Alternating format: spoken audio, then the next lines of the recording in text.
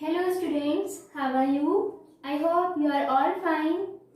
We are already discussed about why do atoms combine. Okay, we are discussed our last topic octet rule and their limitation. हमने octet rule भी देख लिया था और उसकी limitation भी देख ली थी। उस लिमिटेशन में बेटा हमने डिस्कस किया था क्या कि बहुत सारे ऐसे कंपाउंड्स हैं जो ऑक्टेट रूल फॉलो नहीं करते बट फिर भी वो कंपाउंड की फॉर्मेशन होती है। जैसे मैं आपको एग्जांपल दूं, BCl3 था, BF3 ले सकते हैं, AlCl3 एंड BeCl2। ये सारे एलिमेंट्स या हम कहें सारे एलिमेंट नहीं कंपाउंड्स, इन कंपाउंड्स में अगर हम सेंट्रल एटम की बात करें तो बेटा after the formation of bonding with chlorine and fluorine क्या हो रहा था, बोरोन के पास या एल्यूमिनियम या बेरिलियम के पास इलेक्ट्रॉन कंप्लीट नहीं हो रहे थे। कितने? 8 according to the octet rule. तो हम ये कह सकते हैं कि जिस सेंट्रल एटम के पास लेस देन 8 इलेक्ट्रॉन होते हैं उन सभी कंपाउंड्स को बेटा एक नेम दिया जाता है, वो क्या होता है, electron deficient compound. That means the compound in which central atom having less than 8 electron are called electron deficient compound। ठीक है, कुछ ऐसे कंपाउंड्स थे जो हमने डिस्कस किया था जैसे कि PCl5 या मैं कहूँ IF7 है या SF6 है या फिर मैं बात करूँ H2SO4 की, तो उसमें जो सेंट्रल एटम है, इन सेंट्रल एटम में बेटा क्या होता है, मोर देन 8 इलेक्ट्रॉन प्रेजेंट होते हैं। कब? After the formation of bond with chlorine, fluorine और इधर ऑक्सीजन एंड हाइड्रोजन। ठीक है, मोर देन 8 इलेक्ट्रॉन है तो इनको बेटा नाम दिया जाता है हाइपर वैलेंट कंपाउंड। कई बार क्या होता है, कॉम्पिटिटिव एग्जाम्स होते हैं और उन एग्जाम्स में आपको ऑप्शनल में मिल जाएंगे, ऑप्शनल मतलब ऑब्जेक्टिव टाइप के जो आते हैं उनमें ऑप्शंस मिलेंगे आपको ABCD के अंदर, इनमें से कुछ भी मिल सकता है और ये पूछ सकते हैं कि इसमें से कौन सा हाइपरवैलेंट कंपाउंड है या पूछ सकते हैं इलेक्ट्रॉन डेफिशिएंट। अगर आपको इसका मीनिंग पता है तो आप इजीली बता दोगे, टिक कर दोगे जल्दी से फास्टली। ठीक है, तो आपको मीनिंग पता होना चाहिए। इलेक्ट्रॉन डेफिशिएंट मतलब सेंट्रल एटम के पास लेस देन 8 इलेक्ट्रॉन। ठीक है, एंड यहाँ पर क्या होता है, मोर देन 8 इलेक्ट्रॉन। तो ये आपका क्या हो गया था, ऑक्टेट रूल, जिसमें ये पॉइंट आपको अच्छे से ध्यान में रखना है। अभी हम डिस्कस करेंगे क्या, हाउ डू एटम कंबाइन। कोई भी एटम्स जो होते हैं वो कंबाइंड होके कंपाउंड या मॉलिक्यूल कैसे बनाता है, तो वो बेटा अब अभी डिस्कस करने वाले हैं। तो देखो बेटा, आपको सभी को पता है कि वैलेंस इलेक्ट्रॉन क्या होते हैं, we know very well, right. Valence electron that means outermost of shell के अंदर जो इलेक्ट्रॉन प्रेजेंट होते हैं वो क्या होते हैं, वैलेंस इलेक्ट्रॉन। तो बेटा जो वैलेंस इलेक्ट्रॉन होते हैं वो बॉन्डिंग में पार्टिसिपेट करते हैं, एटम्स को कंबाइन करने में पार्टिसिपेट करते हैं। वो इंपॉर्टेंट पॉइंट है, ध्यान रखना आपको। वैलेंस इलेक्ट्रॉन के विदाउट कोई भी एटम कंबाइन नहीं हो सकते और ना ही मॉलिक्यूल बन सकता है ना ही कंपाउंड बन सकता है। ठीक है बेटा, तो बस इसमें आपको ध्यान रखना है वैलेंस इलेक्ट्रॉन। अब देखो क्या होता है कि इसमें 2 कंसेप्ट्स आएंगे कि एटम किस वे में कंबाइंड हो सकते हैं। फर्स्ट, अगर कोई भी एक एटम अनदर एटम को क्या कर दे, इलेक्ट्रॉन ट्रांसफर कर दे, बट वो ट्रांसफर कैसा होना चाहिए, कंप्लीट। हम ये कह सकते हैं complete transfer of electron one atom to the another atom. Okay, तो उससे क्या बनता है बेटा, एटम्स कंबाइंड होके मॉलिक्यूल या कंपाउंड बना लेते हैं। फर्स्ट पॉइंट ये, ठीक है। सेकेंड बेटा होता है sharing of electron, sharing of electron. तो बेटा इसमें हम क्या करेंगे, ये भी पढ़ेंगे और ये भी पढ़ेंगे। अभी हम क्या करें, डिस्कस करेंगे इनके बारे में, क्योंकि बेटा जब कंप्लीट ट्रांसफर होगा इलेक्ट्रॉन का तब भी कोई ना कोई एटम के बीच में बॉन्ड बनेगा। ठीक है, एक एटम क्या कर रहा है, ट्रांसफर कर रहा है, दूसरा क्या कर रहा है, उसको रिसीव कर रहा है, तो उसके बीच में कुछ ना कुछ तो बॉन्डिंग होगी। उसका नेम क्या होता है वो देखेंगे। एंड शेयरिंग ऑफ इलेक्ट्रॉन मतलब कोई भी 2 एटम्स अगर अपने इलेक्ट्रॉन को आपस में शेयर करते हैं, ठीक है, तो उससे कौन सा बॉन्ड बनता है। तो आपको इसमें ध्यान रखना है 2 थिंग्स होती हैं। क्या होती हैं, एक तो बेटा सपोज मैंने ये कहा ए और बी है, इलेक्ट्रॉन की शेयरिंग करके क्या बना लिया है, बॉन्ड बना लिया है। तो इसमें क्या होता है, ये इलेक्ट्रॉन तो इसका है ही, बट ये भी यूज कर सकता है। मतलब इसमें क्या होता है, म्यूचुअल शेयरिंग हो गई इलेक्ट्रॉन की, तो यूज दोनों एटम कर सकते हैं। तो उस टाइप का जो बॉन्ड होगा वो अलग होगा, ठीक है, अभी हम डिस्कस करेंगे। एंड बेटा अगर ए और बी है, उसमें म्यूचुअल शेयरिंग से बॉन्ड बन गया, मतलब ये शेयरिंग इलेक्ट्रॉन है, बट ये शेयरिंग इलेक्ट्रॉन क्या करे, कोई एक एटम यूज करे, दूसरा एटम यूज ही ना करे, ये लेके नहीं जा रहा है बेटा, बॉन्डिंग है इनमें, बट यूज कौन कर रहा है, दिस वन, ये यूज नहीं कर रहा है, तो ये अलग टाइप की बॉन्डिंग होगी, बट है इनमें दोनों में क्या, शेयरिंग ऑफ इलेक्ट्रॉन, ठीक है। तो बेटा जब कंप्लीट ट्रांसफर ऑफ इलेक्ट्रॉन होता है तब जो बॉन्ड बनता है वो होता है आयोनिक बॉन्ड। एंड बेटा जब इस टाइप की शेयरिंग ऑफ इलेक्ट्रॉन होती है जिसमें म्यूचुअल शेयरिंग हो रही है एंड दोनों क्या कर रहे हैं, इलेक्ट्रॉन्स को यूज कर रहे हैं, शेयरिंग इलेक्ट्रॉन्स को। शेयरिंग इलेक्ट्रॉन कितने हैं, 2 1 and 2, जैसे मैंने ऐसे शो किया, सेम एज इट इज, दोनों यूज कर रहे हैं। तो इस टाइप की कौन सी बॉन्डिंग होती है, कोवेलेंट बॉन्ड बनता है। एंड बेटा जब इस टाइप की बॉन्डिंग हो जिसमें शेयरिंग तो हुई बट यूज कौन कर रहा है, only one type of atom, another type of atom use नहीं करता है, तो इस टाइप की बॉन्डिंग को हम क्या बोलते हैं, कोऑर्डिनेट बॉन्ड या फिर डेटिव बॉन्ड। ये चीज ध्यान रखना है, ये कौन सा बॉन्ड बनेगा, कोऑर्डिनेट बॉन्ड, या फिर उसको हम क्या बोलते हैं, डेटिव बॉन्ड, ठीक है। तो अभी ये जो आपके पास बॉन्ड बने, केमिकल बॉन्ड ही बन रहे हैं, दैट मीन्स ये अलग अलग टाइप के हैं। तो अभी हम क्या डिस्कस करेंगे, वन बाय वन इनको, तो हम ये डिस्कस करेंगे types of chemical bond. Okay बेटा, मेरे को बोलना ना पड़े, आप अच्छे से समझते रहो। अगर किसी को लगे कि मुझे ये चीजें नोट डाउन भी करनी है तो साथ साथ तो समझना होता है, तो लिखा नहीं जाता, तो आप स्क्रीनशॉट लेके अपने फोन में सेव कर सकते हो। तो बेटा इसमें देखो हम नेक्स्ट टॉपिक क्या देख रहे हैं, type of chemical bond, type of chemical bond, जिसमें अगर हम ये देखें, फर्स्ट मैंने आपको बता दिया था कौन सा होता है, ionic bond.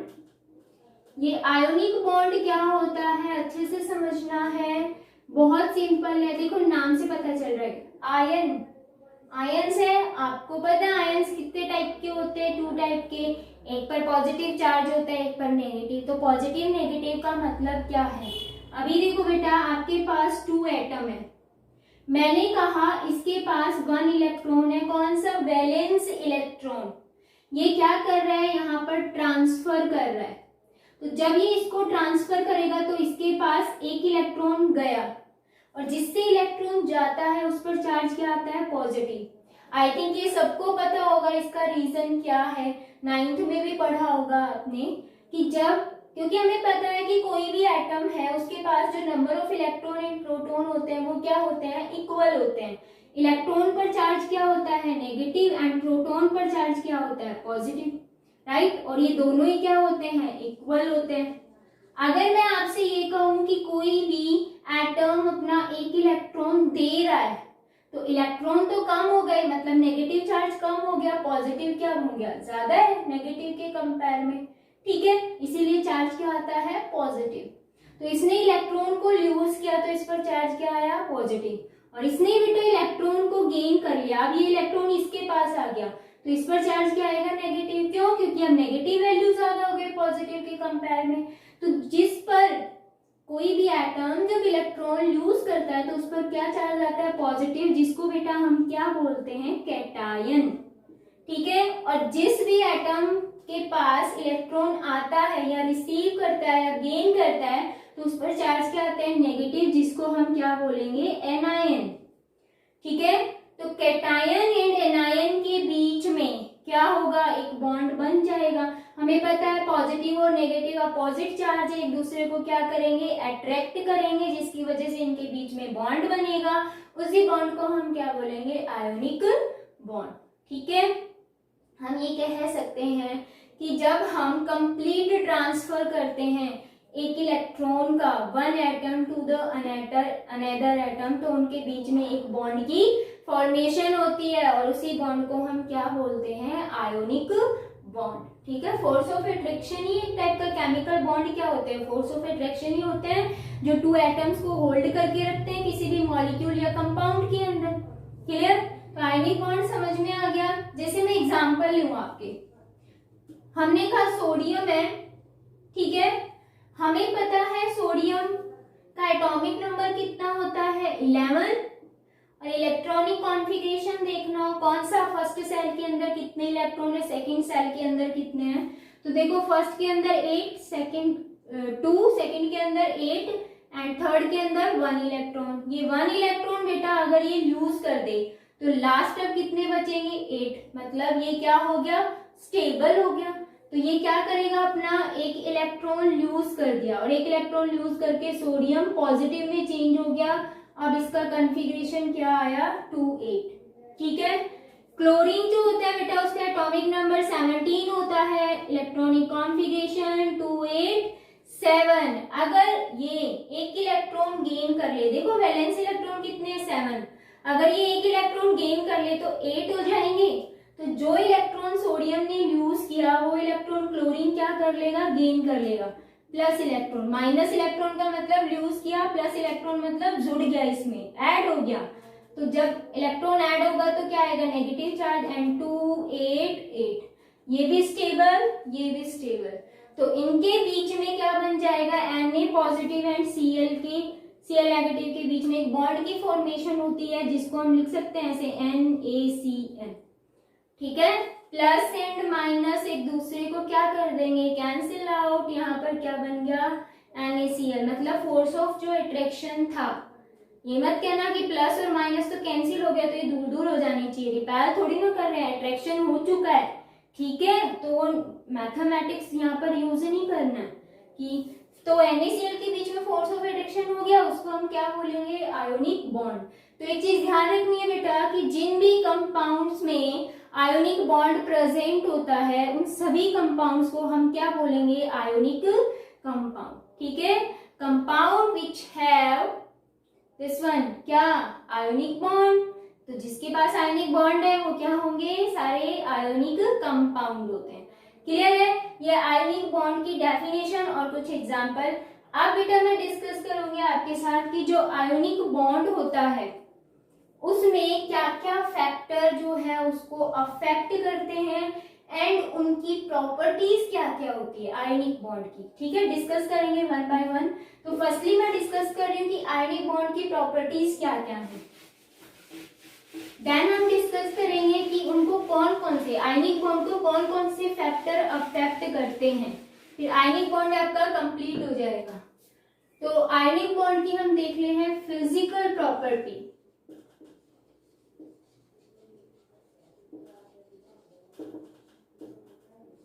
Physical properties of ionic bond.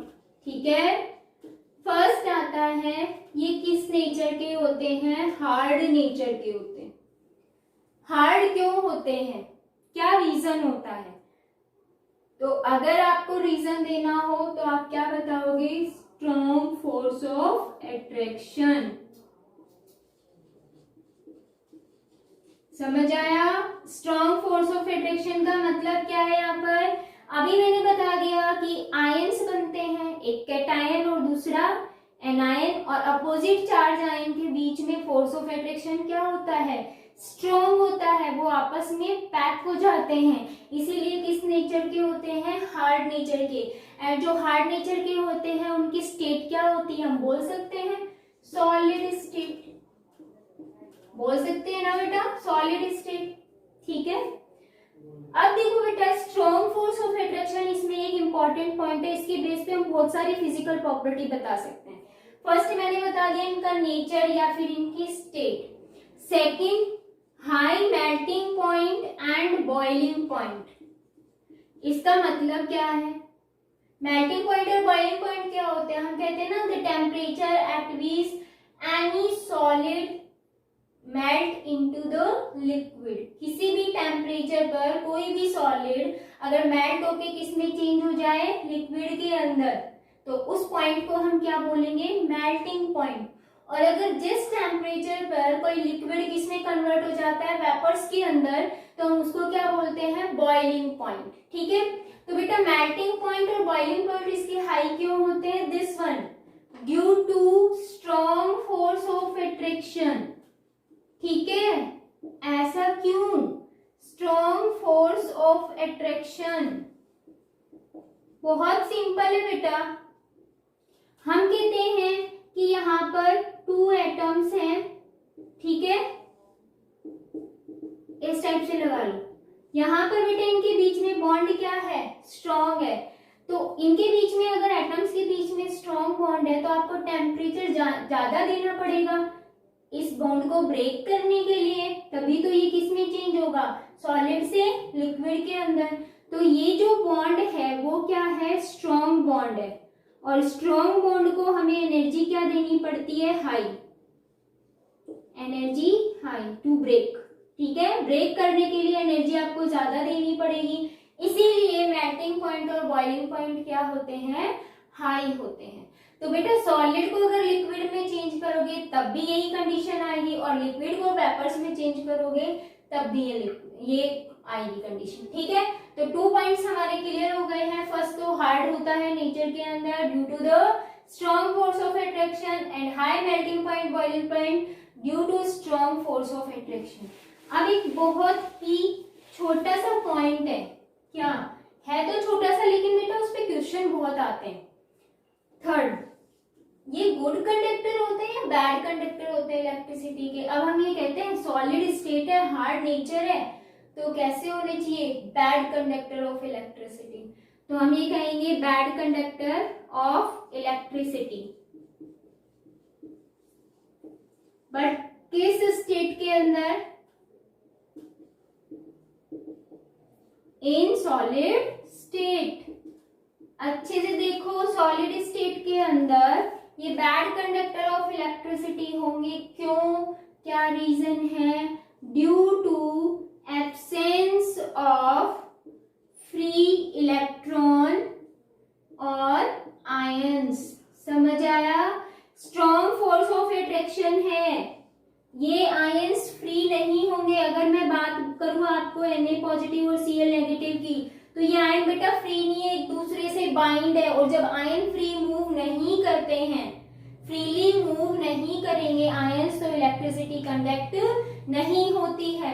इसीलिए सॉलिड स्टेट के अंदर ये क्या होते हैं, bad conductor of electricity. But अगर मैं आपसे ये कहूं good conductor of electricity, good conductor of electricity किसमें, इन लिक्विड स्टेट।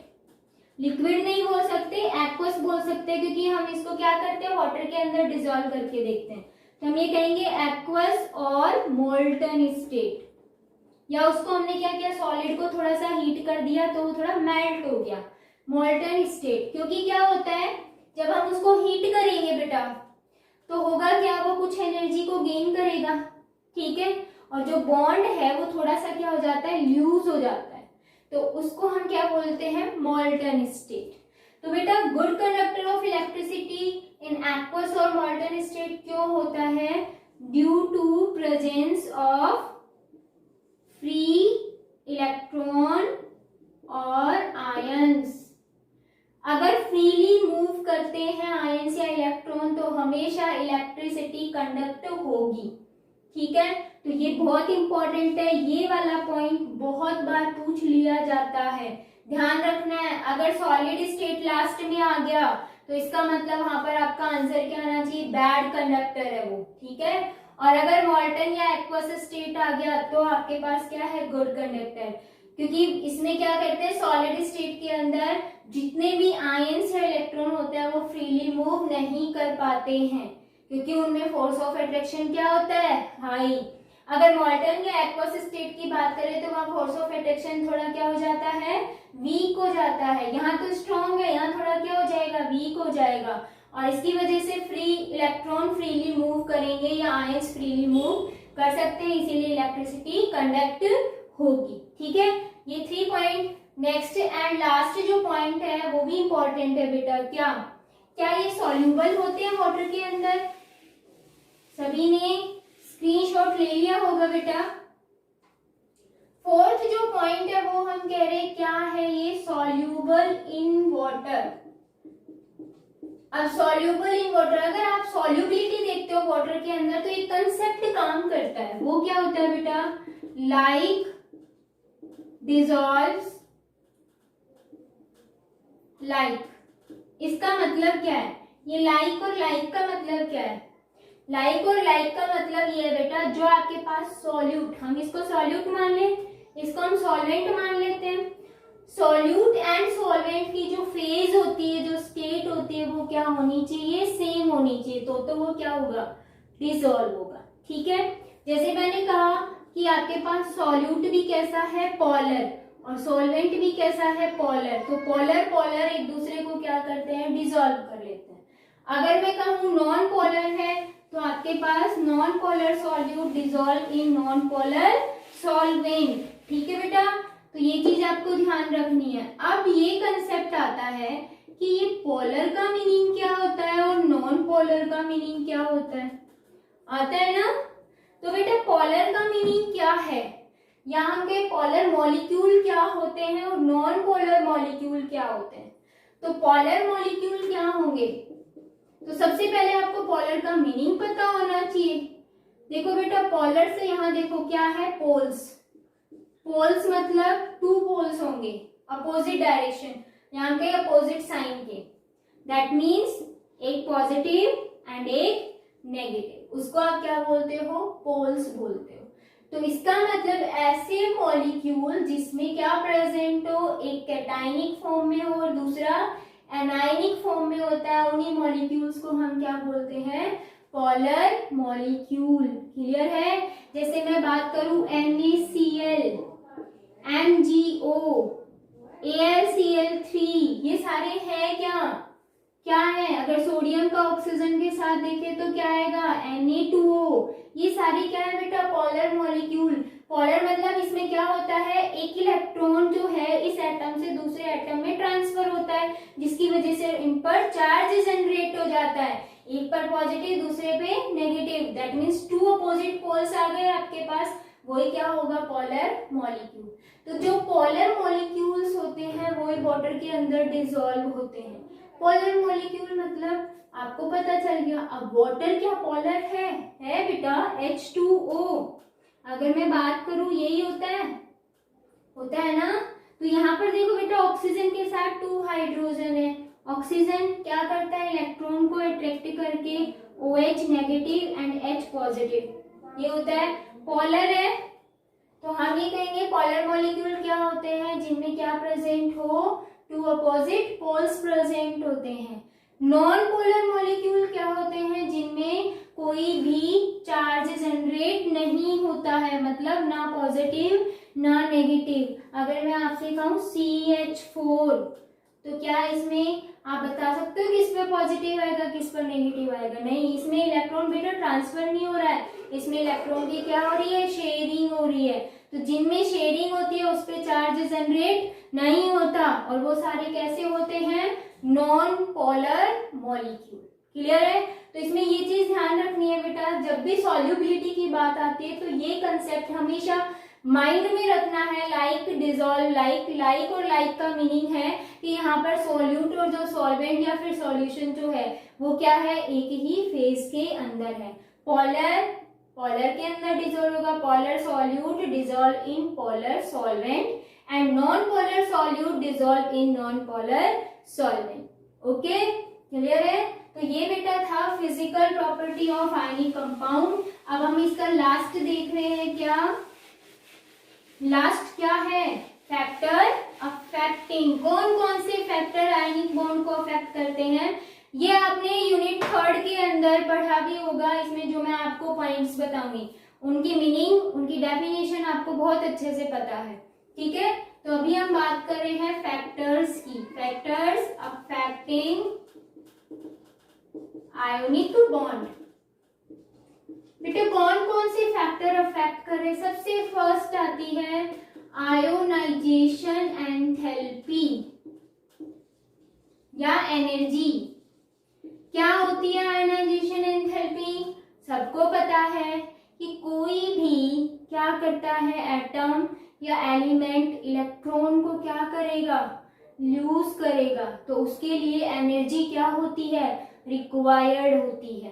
पता है ना, हम ये कह रहे हैं आउटर सेल के अंदर ये इलेक्ट्रॉन है किसी भी एलिमेंट में, वैलेंस इलेक्ट्रॉन ही बेटा बाहर जाएगा, अंदर वाले नहीं जाएंगे क्योंकि वो न्यूक्लियस से अट्रैक्टेड है। तो यहाँ पर जो वैलेंस इलेक्ट्रॉन है वो कहाँ जा रहा है बेटा, बाहर जा रहा है। तो मैंने आपको बताया था कि बेटा इसकी एनर्जी क्या है, फिक्स, बाहर एनर्जी क्या है, ज्यादा। क्या एनर्जी मैच हुई, नहीं हुई, तो इसको एनर्जी क्या देनी पड़ेगी, हमें देनी पड़ेगी ना, ज्यादा देनी पड़ेगी। तो इसको एनर्जी क्या है, रिक्वायर्ड है। उसी रिक्वायर्ड एनर्जी को हम क्या बोलेंगे, आयोनाइजेशन एंथैल्पी। ठीक है, आइसोलेटेड जो एटम होता है, मतलब एक एटम, बॉन्डिंग नहीं है किसी के साथ उसकी, वो सिंपल एक अपनी फॉर्म में है।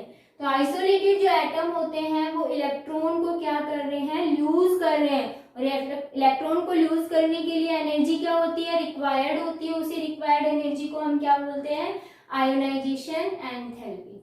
ठीक है, अब एक बहुत ही सिंपल सा पॉइंट है, आयोनिक बॉन्ड में भी क्या हो रहा है बेटा, इलेक्ट्रॉन ट्रांसफर हो रहा है, तभी वो बॉन्ड बन रहा है, मतलब इलेक्ट्रॉन लूज हो रहा है। अगर बेटा इलेक्ट्रॉन इजीली लूज हो जाए तो बॉन्ड इजीली बन गया।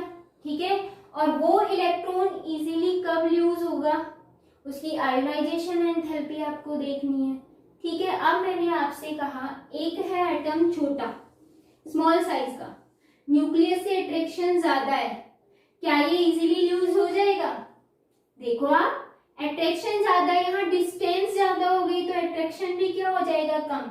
हमें पता है, we know that electron and proton के बीच में, न्यूक्लियस में प्रोटॉन ही है, उसके बीच में जो अट्रैक्शन होता है उसको हम क्या बोलते हैं, electrostatic force of attraction, electrostatic. ठीक है, अब ये फोर्स इसमें क्या है, ज्यादा है, इसमें क्या है, कम। तो हमें इलेक्ट्रॉन को लूज करना है, तभी क्या बनेंगे, आयंस, और तभी क्या बनेगा, आयनिक बॉन्ड। ठीक है, दैट मींस आयनिक कंपाउंड बनेंगे। तो इलेक्ट्रॉन इसको लूज करना इतना इजी नहीं है, तो हमें यहाँ पर इसको एनर्जी ज्यादा देनी पड़ेगी, और एनर्जी जब आप ज्यादा दोगे तो इसका मतलब आयोनाइजेशन एनर्जी क्या है यहाँ पर, हाई। ठीक है, तब जाके इलेक्ट्रॉन क्या होगा, लूज, और तभी क्या बनेंगे, आयंस बनेंगे, तब ये क्या बनेगा, पॉजिटिव फॉर्म में आएगा, कैटायन बनेगा। एक हमने कहा यहाँ पर जो इलेक्ट्रोस्टैटिक फोर्स ऑफ अट्रैक्शन है वो क्या है, वीक है, कम है, तो ये इलेक्ट्रॉन इजीली लूज हो जाएगा। इजीली लूज होगा दैट मीन्स जल्दी से रिलीज हो गया, जल्दी से रिलीज हो, आपको एनर्जी देनी नहीं पड़ी, बहुत कम देनी पड़ी, तो यहाँ आयोनाइजेशन जो एनर्जी होगी वो क्या होगी, लेस होगी इसके कंपेयर में। इसकी हाई है, इसकी क्या है, लेस। तो आपको एक चीज देखने को मिली होगी कि इसमें एनर्जी क्या है, आयोनाइजेशन एनर्जी ज्यादा। ठीक है, तब इलेक्ट्रॉन लूज हो रहा है, तब कैटायन बनेगा। यहाँ पर आयोनाइजेशन एनर्जी क्या है, कम, इसको कम एनर्जी की रिक्वायरमेंट है, ये इजीली जल्दी से लूज हो जाएगा, और किसकी फॉर्मेशन करेगा, कैटायन की। और कैटायन बना, ये इलेक्ट्रॉन किसी अदर एटम ने क्या किया, रिसीव किया, एनायन बना, उनके बीच में बॉन्डिंग हो गई, ionic bond. That means ionization energy favour कब है, किसके, आयनिक बॉन्ड के, जब वो क्या हो, लेस हो। तो हमेशा ये ध्यान रखना है, आयोनाइजेशन एनर्जी जिसकी जितनी कम होगी उसमें उतना ही जल्दी आयनिक बॉन्ड बनेगा, या फेवर में होगा वो आयनिक बॉन्ड के। क्लियर है? तो आयनिक बॉन्ड में आपको ये आयोनाइजेशन एंथैल्पी आयनिक बॉन्ड को कैसे अफेक्ट करती है, जब इसकी वैल्यू क्या होगी, कम, तभी आयनिक बॉन्ड ज्यादा बनेगा। ठीक है, दैट मीन्स इनवर्सली प्रोपोर्शनल है ये एक दूसरे के। फर्स्ट फैक्टर समझ आ गया। सेकंड हम डिस्कस कर रहे हैं, सेकंड है बेटा, ये भी आपने पढ़ा हुआ है, इलेक्ट्रॉन गेन एंथैल्पी। क्या होती है इलेक्ट्रॉन गेन एंथैल्पी? हम ये कहते हैं कि कोई भी जो एलिमेंट है वो क्या कर रहा है, इलेक्ट्रॉन को गेन कर रहा है। तो इलेक्ट्रॉन को गेन करने के लिए एनर्जी को क्या करेगा, वो लूज करेगा, और जो एनर्जी लूज हुई उसी को हम क्या बोलते हैं, इलेक्ट्रॉन गेन एंथैल्पी।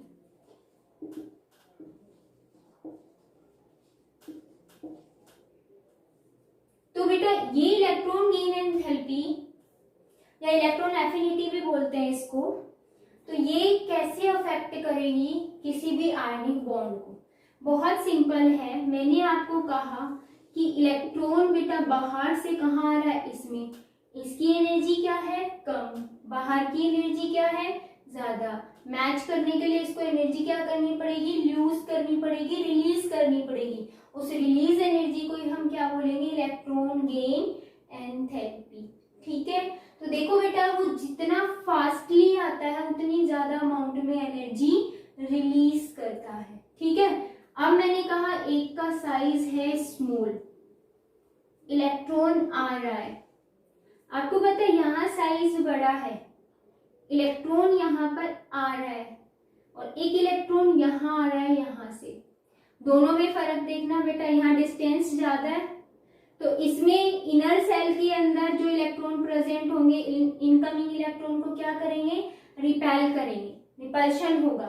ठीक है, इजीली वो आ नहीं पाएगा। अगर हम इस केस में देखें तो हम ये कहेंगे कि यहाँ पर इनर इलेक्ट्रॉन थे, उसके साथ साथ देखो स्मॉल साइज है तो इस सेल का और न्यूक्लियस के बीच में क्या रहेगा बेटा, अट्रैक्शन रहेगा। तो इनकमिंग इलेक्ट्रॉन को वो क्या करेगा, अट्रैक्ट, और जितना जल्दी अट्रैक्शन होगा उतनी ही हाई अमाउंट में क्या होगी, एनर्जी रिलीज होगी। और जितना हाई अमाउंट में एनर्जी रिलीज होगी दैट मीन्स एनायन बन गया, तो आयनिक बॉन्ड वहां बनना पॉसिबिलिटी है। तो बहुत सिंपल है, यहाँ पर देखो इंटर इलेक्ट्रॉनिक रिपल्शन हो गया, इसमें अट्रैक्शन है नहीं क्योंकि डिस्टेंस ज्यादा हो गई। तो यहाँ पर आपको इसको यहाँ डालने के लिए इवन एनर्जी देनी ही पड़ेगी, ये यूज नहीं करेगा, देनी पड़ेगी। वो किस में आएगी, पॉजिटिव के अंदर, और यहाँ पर क्या आएगी, नेगेटिव के अंदर। तो ये कंसेप्ट आप पढ़ चुके हो थर्ड यूनिट के अंदर। मेरा कहने का मोटिव ये है कि क्या होता है कि इलेक्ट्रॉन गेन एंथैल्पी जिसकी जितनी हाई होगी, ये वैल्यू जितनी हाई होगी, आयनिक बॉन्ड उतना ही फास्टली बनेगा। ये दोनों अपोजिट वर्क करते हैं, ये लो होगी और ये हाई होगी, तभी क्या होगा, आयनिक बॉन्ड बनेगा। क्लियर? तो सेकेंड पॉइंट में आपको ध्यान रखना है कि इलेक्ट्रॉन गेन एंथैल्पी जितनी हाई होगी, इसका मतलब इलेक्ट्रॉन फास्टली किसमें जा रहा है, सेल के अंदर, आउटर सेल के अंदर। दैट मीन्स एनायन बनेगा और आयनिक बॉन्ड बनेगा। ठीक है, तो सेकेंड पॉइंट हमारा हो गया। देन थर्ड हम बात कर रहे हैं, थर्ड पॉइंट देखोगे इंपॉर्टेंट है।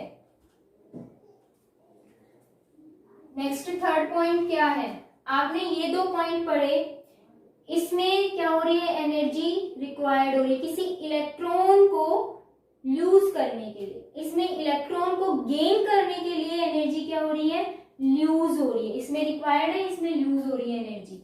ठीक है, जो थर्ड पॉइंट आता है वो आता है बेटा लेटिस एंथैल्पी।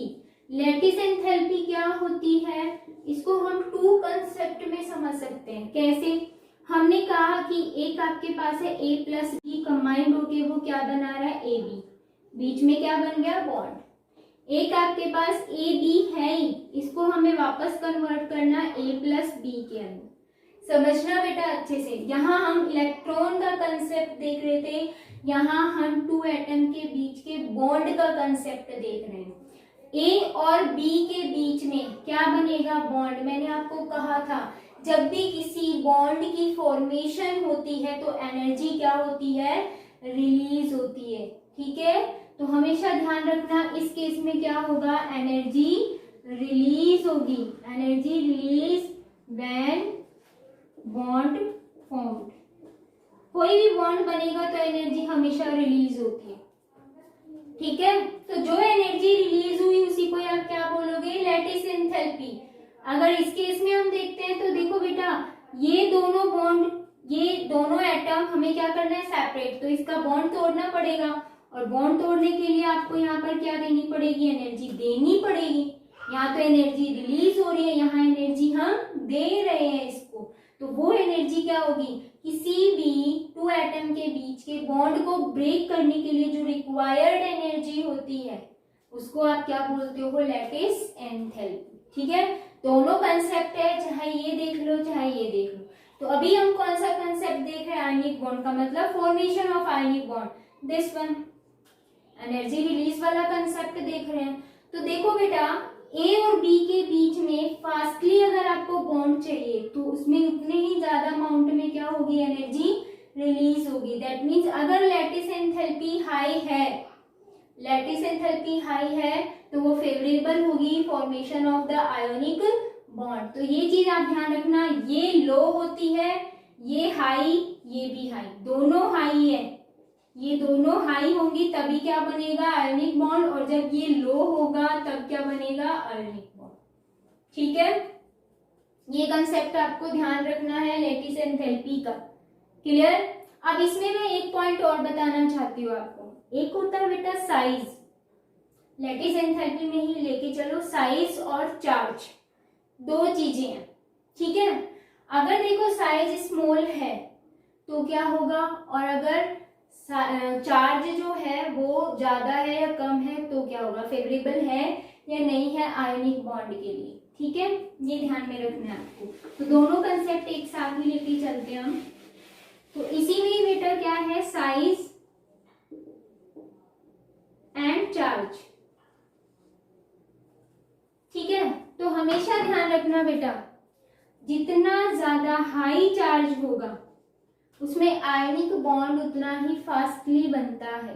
ठीक है, एंड साइज जितना स्मॉल होगा उसमें आयनिक बॉन्ड उतना ही ज्यादा बनेगा। ठीक है, ये चीज ध्यान रखना है आपको। इसमें आपको चार्ज देखना है, हाई होना चाहिए, एंड साइज क्या होना चाहिए, स्मॉल। चार्ज हाई किसका बेटा, कैटायन का, ये भी ध्यान रखना है आपको।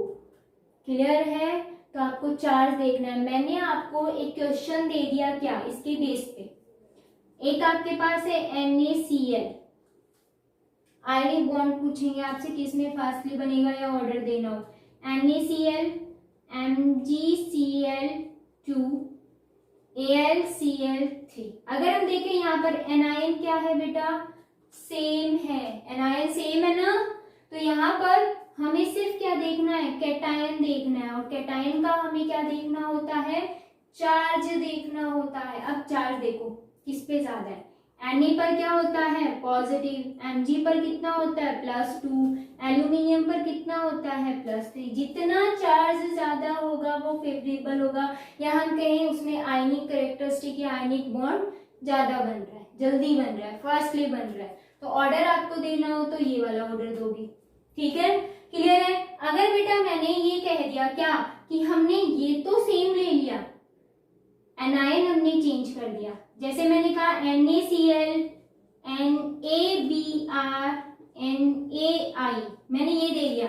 इसमें देखो सेम क्या है, सोडियम सोडियम सोडियम। कैटायन क्या है बेटा, सेम। आपको क्या देखना है, अब साइज देखना है किसका, एनायन का साइज देखो, साइज देखो एनायन का जल्दी से, बहुत सिंपल है। देखो Cl का क्या है, स्मॉल। हमने कहा स्मॉल साइज होगा तभी क्या होगा, फेवरेबल होगा आयनिक बॉन्ड के लिए। तो आयनिक कैरेक्टरिस्टिक इसमें ज्यादा है देन दिस वन। ठीक है, समझ आ रहा है बेटा। कैटायन का आपको देखना है चार्ज, चार्ज क्या होना चाहिए कैटायन का, हाई, और एनायन का आपको देखना है साइज, जो कि क्या होना चाहिए, स्मॉल। आपको कोई प्रॉब्लम नहीं आएगी अगर एक छोटा सा कंसेप्ट ध्यान में रखा है, ऑर्डर पूछा जाता है आयोनिक कैरेक्टरिस्टिक का। क्लियर है, तो ये हमारा कंप्लीट हो गया आयनिक बॉन्ड। कल हम मिलते हैं न्यू टॉपिक के साथ बेटा। अच्छे से आपको ये चीज जितने भी आपको पढ़ाया है आपको अच्छे से स्टडी करनी है उसकी, एंड नेक्स्ट टॉपिक हम कल डिस्कस करेंगे। ओके बेटा, टेक केयर।